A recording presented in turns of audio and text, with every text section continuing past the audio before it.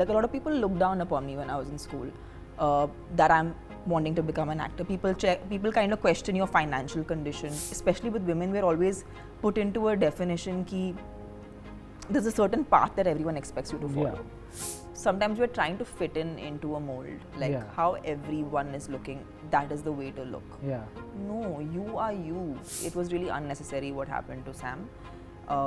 But something very similar happened to me after COVID. Not valuing a woman's opinion as much as a man's opinion, you know. So for me, I experienced that a lot. There's a lot of sense of coolness attached to a certain amount of misogyny, which I find really strange.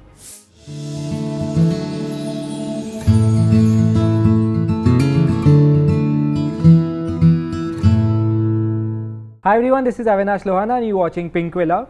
What is it like being a strong, inspiring and an independent woman? Rather than talking about it, let me make you meet one. Joining me on Woman Up Season 4 is the very talented Tamannaah Bhatia. Hi Tamannaah. Hello. Thank you for doing this with me firstly. Thank you for having me on this, and I've been watching the previous seasons, and I think the kind of questions that you ask really makes everyone kind of spill their heart out, and I feel it's such a lovely way to kind of interact with all the lovely women out there who have such beautiful things to say, and you bring that out of them. So thank you. Thank you so much. Correct me if I'm wrong, but you started working when you were 13. Your first film released when you were 15. And you don't come from a filmy world, right? You do not have a background of films. At that point in time, as an outsider and as a woman, what was your perspective of the film industry? When I started, all these terms didn't exist.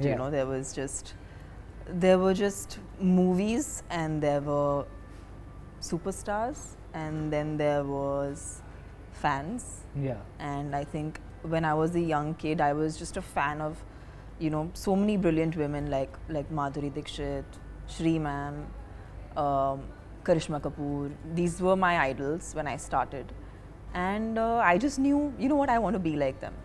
Yeah. And I didn't have a path. I didn't know how I'm going to get there, but I just had this very strong urge to be a performer.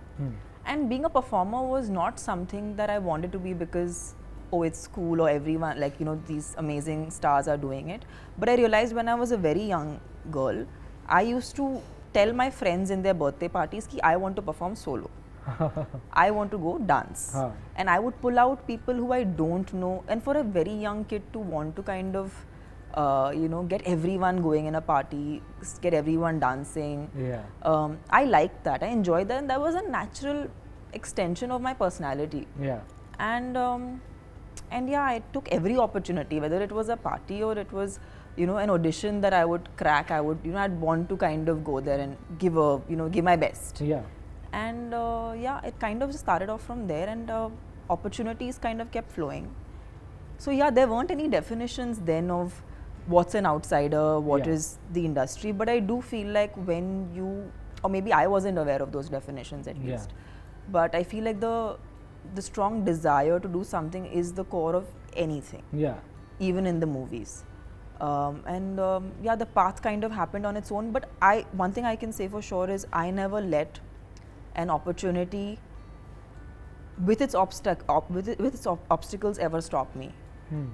So every opportunity came with a certain obstacle. Like for example, my first very big ad commercial came in my board examinations. And I had an option between leaving that ad film or giving my boards, or I had to make a choice. But I of course chose to do both, because why would I not? Why not? Absolutely. So as a young girl, I thought, okay, I'll do both. And of course it was really difficult for me because I shot in the day for my ad commercial. I studied at night, gave the exam in the morning, again shot on the same day of the examination, again studied at night, and again performed in the morning. So this happened for 3 days consecutively. And that's where I got my first commercial Telugu film from that ad commercial. So had I not done that, I don't know, I probably would have still gone ahead and done something. But the timelines were very rapid because I didn't get daunted by the obstacles that came while the opportunities were coming my way. And this was me all of just 15 years of age.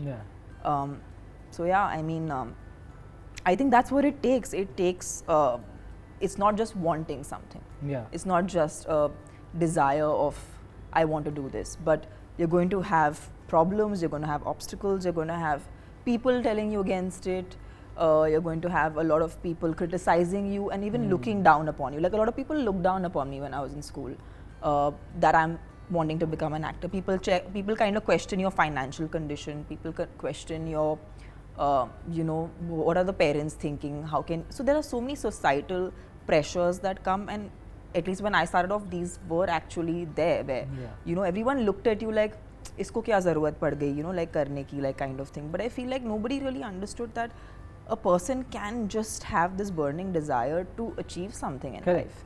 And you know, especially with women, we're always put into a definition ki there's a certain path that everyone expects you to follow. And I'm really fortunate that my parents never, you know, put me into that shell. And they said, you know, they just said, do what makes you feel good and you feel fulfilled.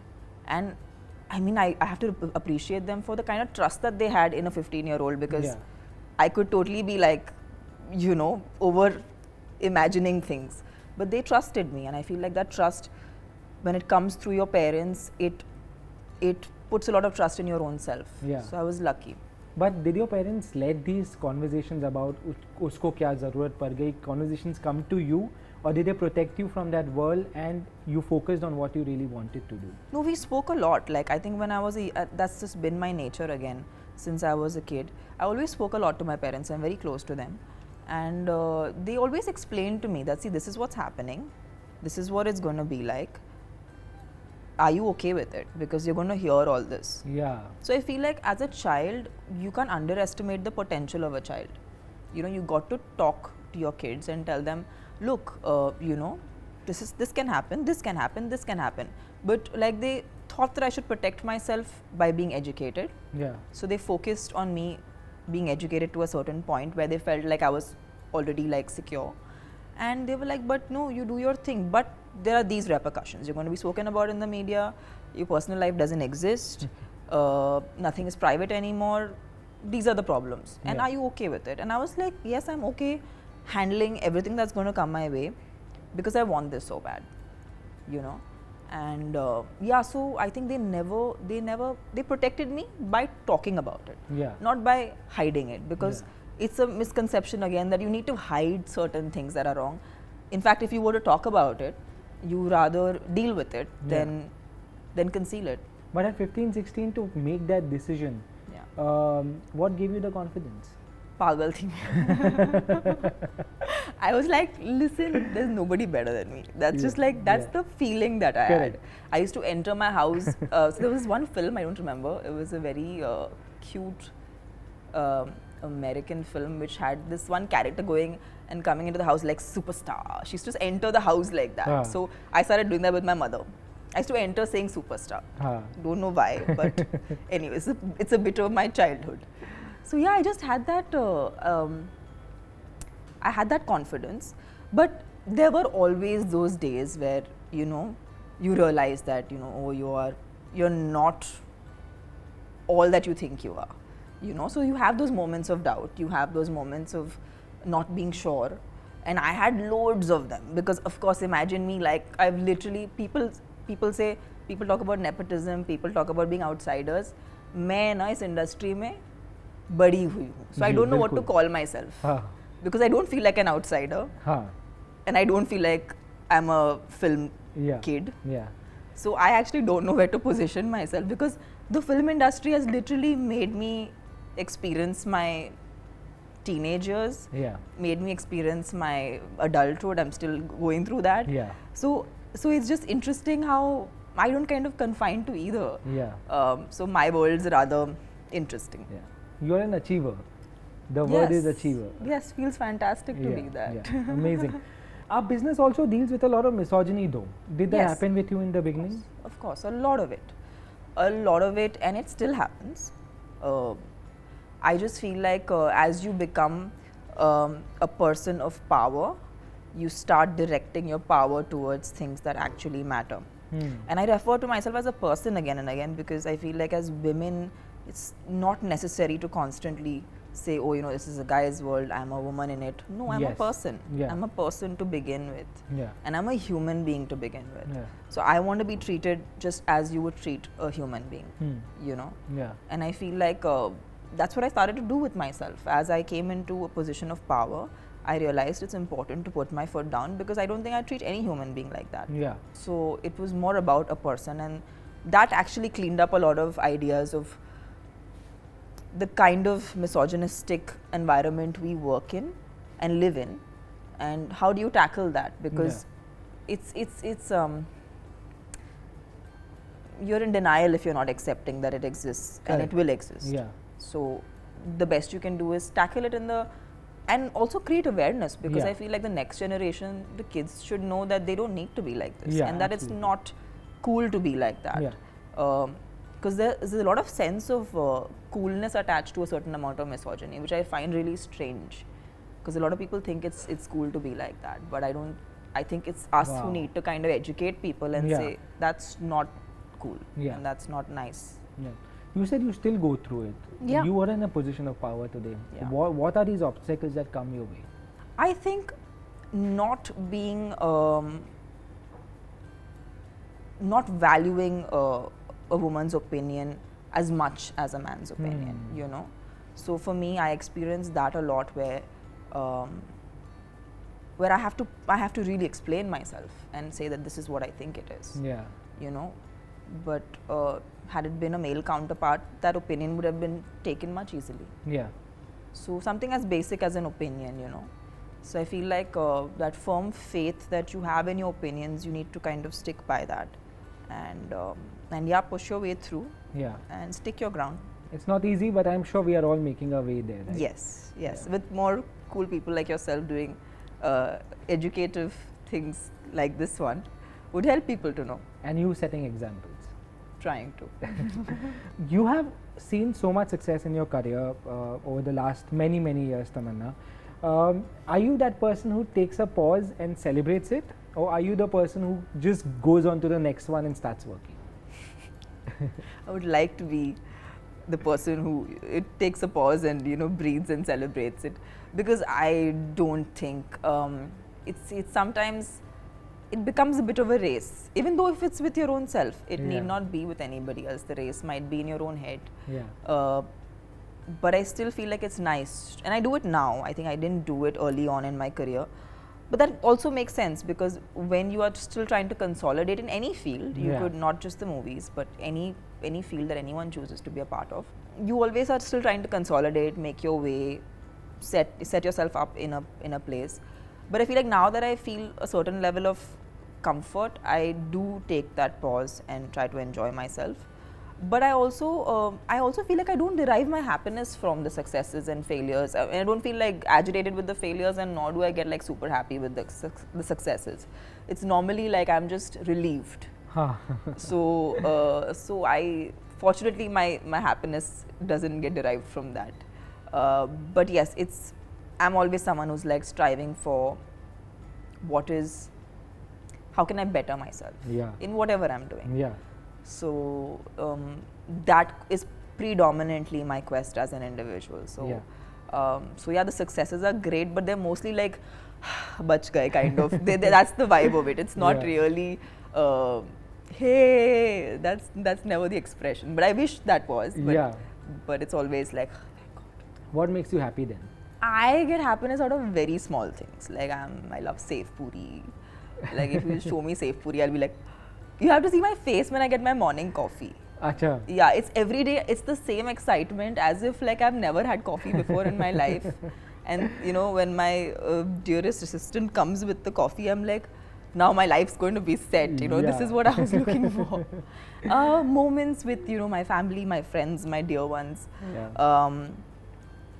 I don't know, just like the warmth that I get from people who are close to me. Like I Yeah. feel like that warmth is something that I'm quite fuzzy. So I love being pampered and showered with love, and like I just love that. So that's what makes Amazing. me happy. Yeah. Yeah. And this is also a new side that I've noticed in you in the last 2-3 years, that you've also become quite spiritual, in the sense Yeah. you really have that outlook towards life.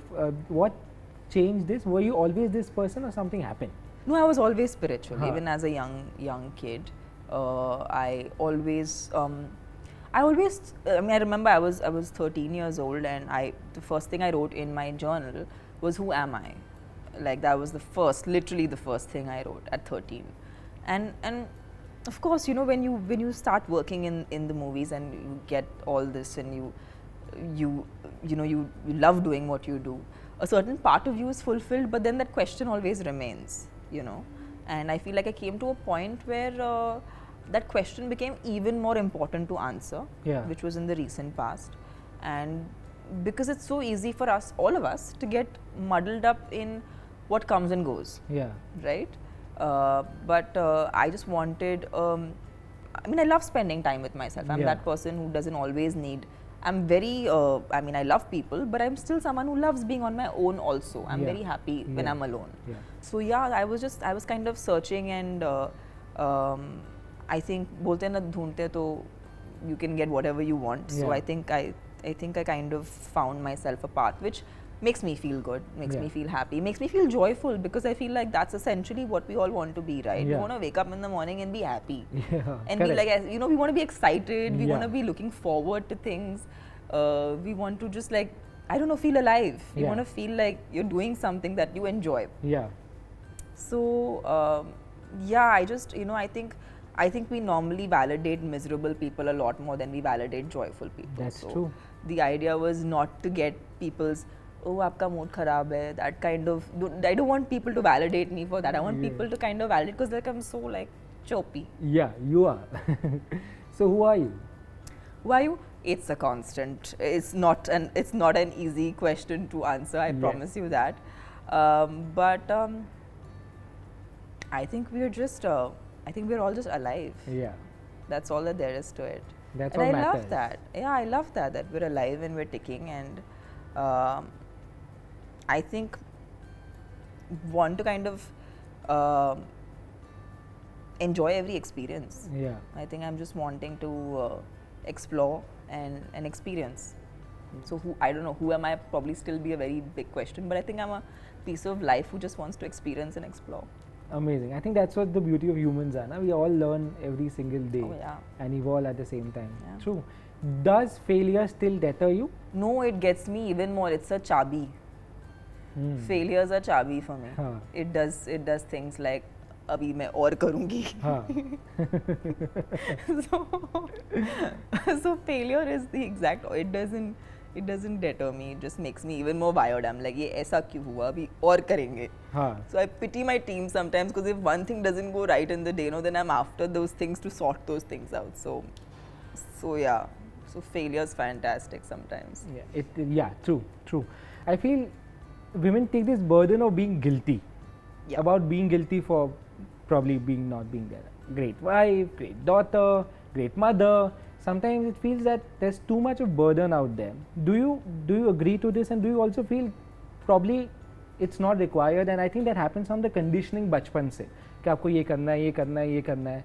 How do you get rid of that? We all feel that, I think. As women especially, I think sometimes it's the fear of not being liked, because we have a certain way of doing things or being a certain way, hence we would apologize for everything, or not being accepted. I think the point comes from not being accepted, and that also comes from the point that we don't accept ourselves really. Yeah.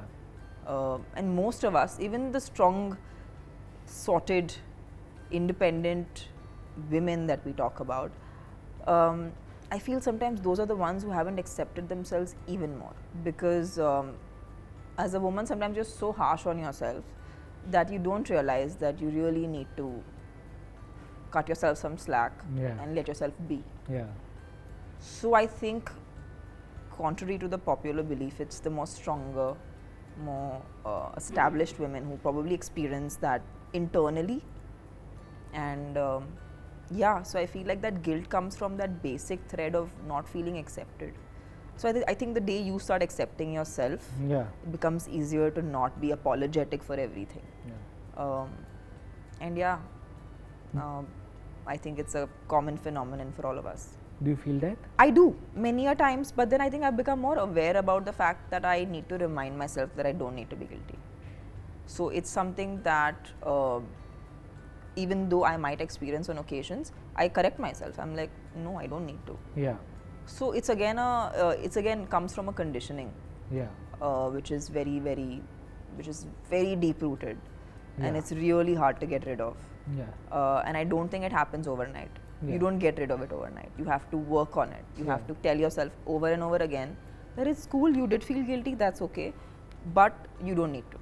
Yeah. Are you a feminist? No, I am not this nist and that nist. I'm just a person. Huh. I have just simplified it for myself Huh. because I just feel like taking sides is silly. You know, there's enough like understanding that even we are half masculine, half like even the way we are as individuals yeah, are that. absolutely. So why just kind of confuse it and become? I'm just for people. Yeah. I'm here to talk about how it's important to just be a nice person. Yeah, Then तुम्हारा औरत होना आदमी होना matter ही नहीं करेगा. Correct. First try to be a nice person. Yeah. And by a nice person I just mean like how would you be like to be treated? Just treat other people like you like to be treated. I mean, nobody wants to be behaved badly with, nobody wants to be spoken badly with, nobody wants to be looked down upon, nobody Yeah. wants to be humiliated. Yeah. So if you don't want that to happen to yourself, don't do it to other people. True. Are you conscious about it when you are with your staff and you're with your own people? Do you consciously take those efforts that, you know, at no point do I have to come across as rude? See, there's a difference between for me, being a certain kind of person is a natural extension of me. I don't have to really, I don't think I put that effort into behaving a certain way because then you're pretending all your life. That's true. Yeah, and I don't want to pretend and be someone that I'm not in my day-to-day life because that's exhausting for any person.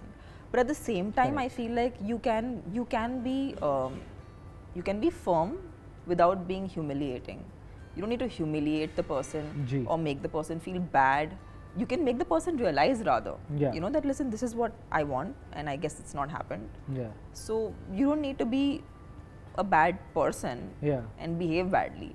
But sometimes you need to scream if that's required. You need to do what you need to do to get the work done. Because I am someone who's, you know, at work I'm hard on myself also. Yeah. I'm not someone who takes work life easily. I don't go easy on myself. Yeah. So nobody I work with also I go easy on because that's how I treat myself. Yeah. Because I feel like even I learned like that. Yeah. I learned with some really amazing people who were firm but nice. You know, you don't need to be bad. Yeah. But you don't also need to be just sugar coated for the heck of it. Yeah. You have raised your opinions against social media toxicity, and especially I think after COVID, a lot of people body shamed you at that point in time. Was it hard? Yeah. Also, it's really, I think anyway for a woman, it's really hard to, you know, especially for someone who's in the media glare. Correct. We are always kind of, you know, there's a lot of judgment constantly being passed, which is fine because we exposed ourselves to a place where that's what we want people to do. We want people to comment on us. We want to know their opinion. We want them to, you know, feel a certain way about us. So, because we are in this situation, it's hard to process how everyone looks at you. And sometimes it's really nasty. It is. But I feel like I also realized that there's only so much I'm going to be able to do about it. Yeah. You know, I have to kind of make peace with who I am, where I am, how I am in a certain given condition, certain given point of time. So these opinions are going to be there, but yeah, I'll just hear them, but I'll still go ahead and do what I really need to do. Yeah. But in 2023, it's so sad now we still have to explain people the concept of body shaming. Yeah. That this is wrong. Yes. See, the idea is, see, I have some of my closest people who who I have to push to go to the gym and I have to push to like eat right. And they're some of my closest of people. But that comes from a place of health. Yeah. It's not like I want them to be a certain size. It's not like if my loved ones were, you know, thinner, I would love them more. Correct. It's got nothing to do with their size. Yeah. But I feel like there is a little bit of confusion even with people when they don't understand that being fat is actually an unhealthy situation. So as long as you're healthy and you're dealing with your food and your, you know, physical fitness in a certain way, and if you still are a certain shape, it's fine because that's just the shape of your body. Yeah. Even for someone who's under the under the lens all the time, always in front of the camera, my body is also a certain type. And the beauty is that we are all unique. Yeah. We're not all the same. Like sometimes the one thing I would tell the entire, the younger kids or the newer generation of people is that sometimes we're trying to fit into a mold, like Yeah. how everyone is looking, that is the way to look. Yeah. No, you are you. Correct. And you don't need to look like other people. In fact, you need to look like you because that's what sets you apart. Yeah. And that's what makes you you. Yeah. So I feel like I would like to seed that thought a lot more into people, and whether they're older or younger. Yeah. Is just that don't try to become someone else. Yeah. Like don't. It's very attractive when you look at a lovely photoshopped image on Instagram or wherever, or on any social media app where you're like, oh, this looks so fantastic. Yes, Yeah. it does look fantastic, Yeah. but that will still not be you. Yeah. And maybe you are more beautiful, not just physically, but in so many other ways. Yeah. And you don't need to be that. Correct. Your identity doesn't come from a size or a shape. Yeah. Yeah. No, and which is why I really like doing this conversation, Tamannaah, because I believe at least अगर एक बंदा देख के भी समझे ना कि ये गलत है, Yeah. तो एक impact बाहर जाएगा. And which is also why I stopped going on social media a lot, because I find it very exhaustive. I remember when even Samantha came out and spoke about her when she was diagnosed with myositis. Somebody wrote that she's lost her glow and charm, and I believe it's particularly harsh on actresses. Yeah. See, somewhere I feel like people look up to actors they are the ideal, right? They are the this is what people want to be like, or this is what people aspire Yeah. in their lives in some capacity. Not all, but some people look up to actors in a certain way. Maybe for their physique, or maybe for the way they look, or for the kind of vibe that they give, whatever. But no human is going to look the same way all the time. Yeah. And you're not going to be even in the same mood all the time. Like Yeah. there are days you're going to look happy, there are going to be days you're going to look normal, and there are going to be days you're going to look sad. Yeah. Because that's just all of us. Yeah. But yeah, I think it was really unnecessary what happened to Sam. But something very similar happened to me after COVID, and I feel like I hope it doesn't happen. I hope people like realize that it's just someone's recovering from a health condition where when you're like I was on a lot of steroid medication through COVID. Yes. So that does stuff to your body. Correct. So does many other things, like I don't know, like some people go through emotional turmoil, it affects them. People go through pregnancies, it affects their physical self. So there's so many reasons why a person can look a certain way. So, Yeah. Body positivity is important, and we need to promote it. Yes. Yeah. You once said, as women, there's a lot more burden of what people think of us. The whole people's business gets to me. लोग क्या बोलेंगे? लोग क्या सोचेंगे? Endless. Yeah. How do you put your blinkers on and say, out everyone? I think it's quite an organic process in my head. I just, whenever I go through something where I feel like I have taken on too many opinions, I swear to God, I just go and sleep. Yeah? I literally do that. That is my technique. I'm actually giving it out. That's how I handle it. I just go take a nap. Yeah. And then I'm blessed with the worst memory. And then I just forget it. Amazing. And that's how it works in my head. That's literally how it does, how it works in my head. And it works. So I just use my bad memory to my advantage. Yeah. Yeah. But does it happen a lot that you get a lot of opinions? Oh yeah, I'm an actor. I want people to give me their opinions. So I'm Achha. always getting opinions, solicited or unsolicited. Huh. But yeah, I welcome them with both my arms, because sometimes you get to understand human nature through these opinions. And for an actor, that's very important. Yeah. So I'm very selfish like that. I find a character in every human being. So whenever I meet these very opinionated people, I actually look at them as characters, which I could possibly play in the future. You somewhere. Yeah. So I just have my ways around these people. Amazing. So when these women and fans come up to you now and say, ma'am, you're an inspiration, what does that feel like? Does it validate the journey? Oh yeah. It feels just to influence anyone and make them feel good about themselves, or make them feel like they saw something of themselves in you. because that's what actors essentially are. We always want people to see some part of themselves in us. Yeah. When we play a character or we are enacting a scene, it's essentially a part, possibly a part of someone's life in some degree, Yeah. or some layer of it. And when people connect with you that way, it's the most validating feeling. Or when people look at you and say, oh, you know what, this character only you could do. Yeah. When you hear that, it's very validating. As a public figure, do you feel obligated to put out an image of yours where people would want to be like you?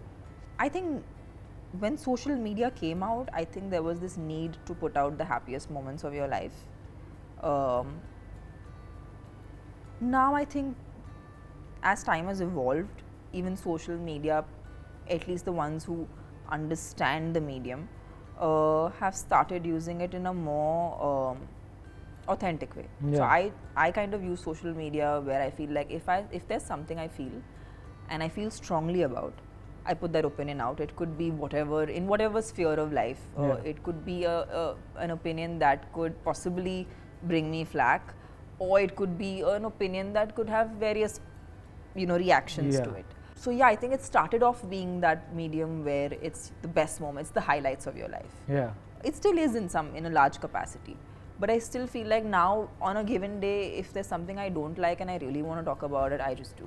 Yeah. I don't really think so much about how is it going to be received. And I feel like it's important. It's important to draw that balance so that people know you for who you really are, because that's what the medium lets you do. A social media app is actually letting you control the narrative for once. Yeah. And that's powerful. You know, the medium is really powerful. It's just how are we using it? Are we using it in a superficial way? Then yes, this is great. There's nothing wrong with it. But what if we could do something more with it? Yeah. What is the significance of Women's Day for you? It's to tell all the women that I really love them. It's just it's that day when you call those special women in your life and you tell them how much they mean to you and what a big influence they've been in your life, and how the kind of power we have when we are actually together, versus against each other in any capacity. Correct. So I think it's that day which for me is a day of expression of the admiration and the love and the sheer celebration of that feeling. Sure. So what my learning from this interview is, be independent and then take your decisions becomes much easier. Yeah. To attain what you dream of. Yes. And the dreams have no expiry date. No. Oh, they get more. My name is that. I don't know in which moment my father named me Tamannaah. Correct. But it's limitless. Yeah. It just keeps growing. Yeah. No, it's limitless, and so are you. Thank you, Tamannaah. This was such a nice conversation. I don't think I refer to the questions very often. I think we were just having a conversation. Thank you so much for being you. I really had a great time. Thank you. Thank you for having me here. I hope you guys had fun. Thank you. Thank you. Hello everyone. If you've enjoyed this video, please like, share and subscribe. To Pinkvilla. To Pinkvilla, huh? Sabke liye nahi.